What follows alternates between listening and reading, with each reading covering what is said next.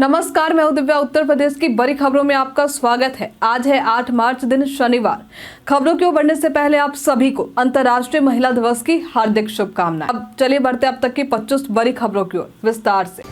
UPSC ने central armed police force के पदों पर निकाली भर्ती। संघ लोक सेवा आयोग यानी यूपीएससी ने सेंट्रल आर्म्ड पुलिस फोर्स में 357 पदों पर भर्ती के लिए नोटिफिकेशन जारी किए। आवेदन प्रक्रिया शुरू है और आवेदन करने की अंतिम तारीख 25 मार्च है। इच्छुक उम्मीदवार इसकी आधिकारिक वेबसाइट upsc.gov.in पर जाकर आवेदन कर सकते हैं। भर्ती के लिए जरूरी है कि उम्मीदवारों ने किसी भी विषय में मान्यता प्राप्त संस्थान से ग्रेजुएशन किया हो। उम्मीदवारों की आयु सीमा 20 से 25 साल के बीच में होनी चाहिए। भर्ती से संबंधित सटीक और अधिक जानकारी के लिए आप इसके आधिकारिक वेबसाइट और अधिसूचना को जरूर देखें। यूपी इन्वेस्टर्स समिट, भूमि के इंतजार में 43 बड़े निवेशक। यूपी इन्वेस्टर्स समिट में 3,400 करोड़ रुपए के 43 बड़े निवेशक भूमि की तलाश में, जिन्हें कुल 7,85,649 वर्ग मीटर भूमि चाहिए। प्रशासन भूमि उपलब्ध कराने के प्रयास कर रहा है और मार्च 2025 तक प्रोजेक्ट शुरू करने का लक्ष्य है। अब तक 6,000 करोड़ के निवेश से 230 इकाइयों का संचालन शुरू हो चुका है। सुप्रीम कोर्ट का यूपी सरकार को आदेश। सुप्रीम कोर्ट ने यूपी सरकार को कड़ी फटकार लगाते हुए कहा है कि अतीक अहमद की बेनामी संपत्ति बताकर प्रशासन द्वारा बिना कानूनी प्रक्रिया के घरों पर बुलडोजर चलाना गलत है। कोर्ट ने कहा है कि तोड़ी गई संपत्तियों का पुनर्निर्माण करना होगा और उच्च न्यायालय को फिर से इस मामले में हस्तक्षेप करने की अनुमति नहीं दी। उत्तर प्रदेश बर्थडे स्पेशल में बात होगी उमा नेहरू की। ये एक प्रसिद्ध भारतीय स्वतंत्रता सेनानी और राजनेता थी। आज के ही दिन वर्ष 1884 में इनका जन्म उत्तर प्रदेश के आगरा में हुआ था। इन्होंने दांडी मार्च और भारत छोड़ो आंदोलन में बढ़ चढ़कर भाग लिया था। इस आंदोलन के बाद इन्हें बंदी बना लिया गया। स्वतंत्रता के बाद ये 2 बार राज्यसभा सांसद भी रहे थे। 28 अगस्त वर्ष 1963 को ये दुनिया को अलविदा कह गए। आगरा में एमजी रोड पर मेट्रो कार्य के चलते यातायात में बदलाव। आगरा के एमजी रोड पर मेट्रो रेल कार्य के कारण पुलिस ने यातायात व्यवस्था में बदलाव किया है। विभिन्न मार्गों पर वाहन सुल्तानगंज, पालीवाल पार्क, हरि पर्वत चौराहा, मदिया, कटरा और यमुना किनारे से होकर गुजरेंगे। यातायात पुलिस ने यात्रियों से रूट प्लान चेक करने की अपील की है।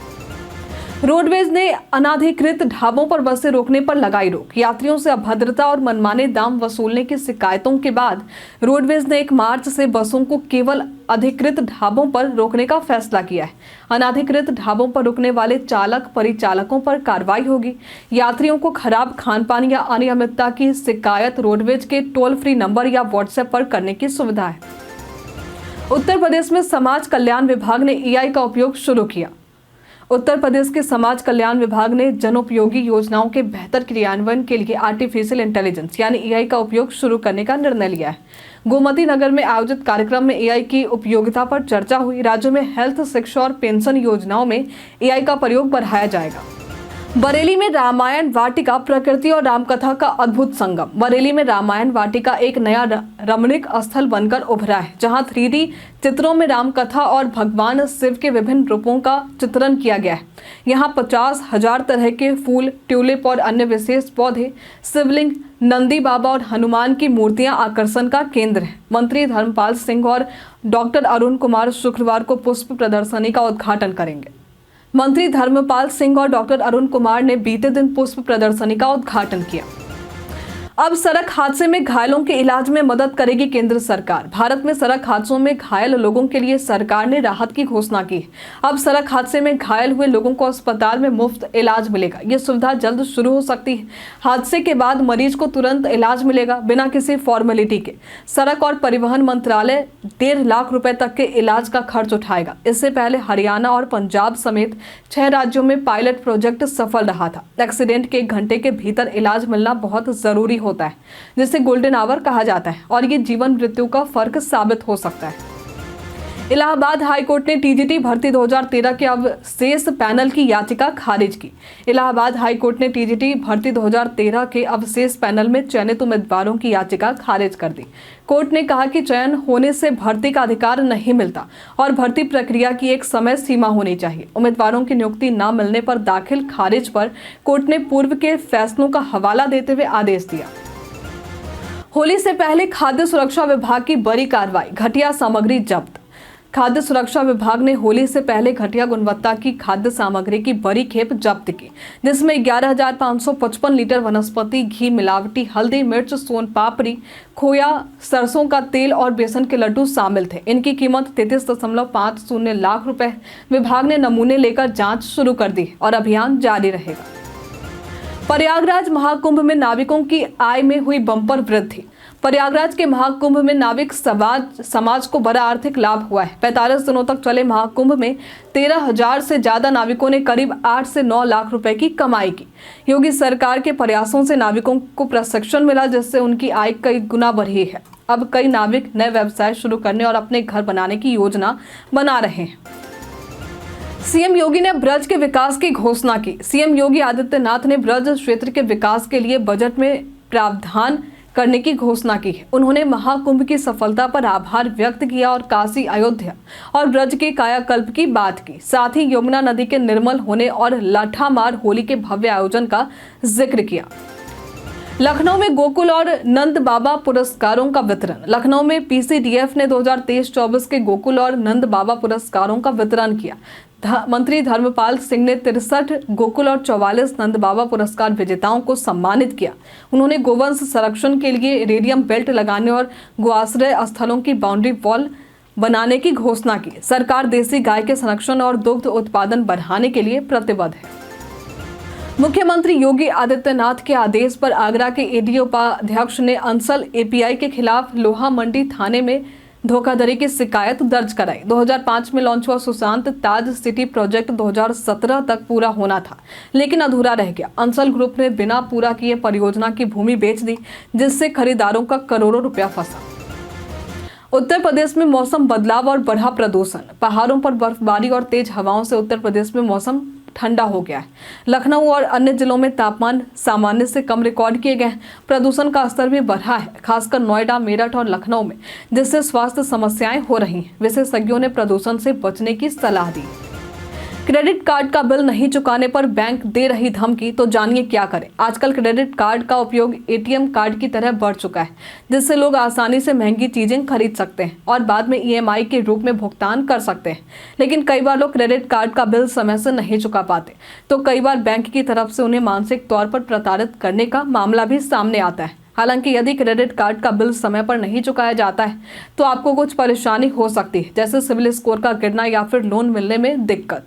हालांकि बैंक आपको धमकाने या मानसिक या शारीरिक रूप से परेशान नहीं कर सकता। यदि आप बिल का पूरा भुगतान नहीं कर पा रहे हैं तो आप मिनिमम पेमेंट कर सकते हैं या बैंक से समय बढ़वाने के लिए संपर्क कर सकते हैं। केवीएस और बाल वाटिका में आज से आवेदन शुरू। केंद्रीय विद्यालय में कक्षा 1 और बाल वाटिका में दाखिले के लिए आज से रजिस्ट्रेशन शुरू होंगे। कक्षा 1 के लिए आवेदन 21 मार्च 2025 तक किए जा सकते हैं। आवेदन के लिए वेबसाइट kvsonlineadmission.kvs.gov.in पर जाना होगा।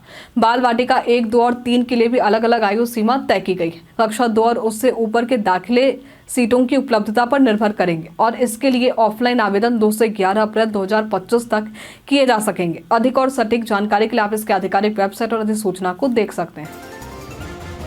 इस तरीके से अपने व्हाट्सएप को करें सुरक्षित। व्हाट्सएप हमारे जीवन का अहम हिस्सा बन चुका है, लेकिन इसके साथ ही इसकी सुरक्षा भी जरूरी है। इसके लिए व्हाट्सएप ने 2 फैक्टर ऑथेंटिकेशन का विकल्प दिया है, जिससे आपके अकाउंट को और भी सुरक्षित बनाया जा सकता है। इसके लिए आपको एक 6 डिजिट पिन सेट करना होता है, जिसे आप भूलने पर ईमेल से रिकवर कर सकते हैं। ये सुविधा आपको अकाउंट की सुरक्षा बढ़ाने में मदद करती है, खासकर जब किसी बाहरी व्यक्ति के पास आपका सिम कार्ड हो। इस फीचर को सेट करना और मैनेज करना आसान है और ये आपके डेटा को सुरक्षित रखता है। भारत और न्यूजीलैंड के बीच मुकाबले से पहले अंपायर्स की घोषणा। भारत और न्यूजीलैंड के बीच चैंपियंस ट्रॉफी 2025 का फाइनल मैच रविवार को दुबई में खेला जाएगा। इसके लिए आईसीसी ने अंपायरों की नियुक्ति की है, जिसमें ऑस्ट्रेलिया के पॉल रेफेल और इंग्लैंड के रिचर्ड इलिंगवर्थ को मैदानी अंपायर नियुक्त किया गया है। तीसरे अंपायर की जिम्मेदारी जोएल विल्सन को सौंपी गई है, जबकि चौथे अंपायर श्रीलंका के कुमार धर्मसेना होंगे। मैच रेफरी रंजन मदुगले होंगे। भारत ने सेमीफाइनल में ऑस्ट्रेलिया को हराया, जबकि न्यूजीलैंड ने दक्षिण अफ्रीका को मात दी। इलिंगवर्थ पहले भी भारत और न्यूजीलैंड के ग्रुप मैच में अंपायर रहे थे। कई कारणों से दर्ज है भारत के इतिहास में आज की तारीख। आज के ही दिन वर्ष 1911 में अंतर्राष्ट्रीय महिला दिवस पहली बार मनाया गया था। आज के ही दिन वर्ष 2008 में फिल्म फेयर ऑफ फुटपाथ ने Cairo international festival for children में भारत का प्रतिनिधित्व किया था।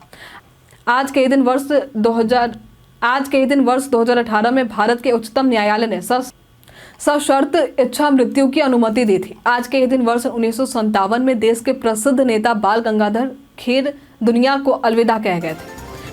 किसान ट्रैक्टर योजना के तहत मिल रही सब्सिडी की जानिए सच्चाई। एक फर्जी वेबसाइट के जरिए दावा किया जा रहा कि केंद्रीय सरकार किसान ट्रैक्टर योजना के लिए सब्सिडी दे रही है, लेकिन आपको बता दें कि केंद्र सरकार या कृषि मंत्रालय की तरफ से ऐसी किसी भी योजना का ऐलान नहीं किया गया है। ये वेबसाइट पूरी तरह से फर्जी है और फर्जी वेबसाइट के जरिए किया गया ये दावा भी पूरी तरह से फर्जी है, इसलिए किसी भी अनजान लिंक पर क्लिक करने से बचें। पीआईबी फैक्ट चेक ने भी लोगों को जानकारी देते हुए इसे फर्जी बताया है। इसी के साथ बढ़ते आज के सवाल की ओर। तो आज का सवाल है कि आपके क्षेत्र में भ्रष्टाचार के मामले देखने को मिलते हैं? हमें कमेंट में लिखकर जरूर बताइए। तो आज के लिए फिलहाल इतना ही। उत्तर प्रदेश की तमाम खबरों के साथ बने रहने के लिए देखते रहें डेली यूपी। और साथ ही अगर आप यूट्यूब से देख रहे हैं तो चैनल को लाइक करना और सब्सक्राइब करना। अगर आप फेसबुक से देख रहे हैं तो पेज को फॉलो करना ना भूलें। धन्यवाद।